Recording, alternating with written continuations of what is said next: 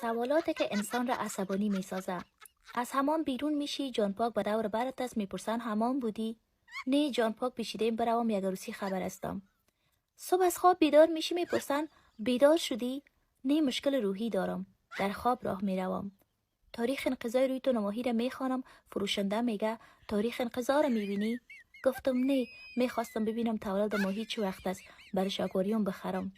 به دوستم میگم تب کردیم، میگه مریض شدی؟ گفتم نه، گرمی بدن خود بالا بردم ببینم که پکی بدنم کار میکنه یا نه. در صف نانوایی بودم، نفرک آمد گفت ببخشید صف است؟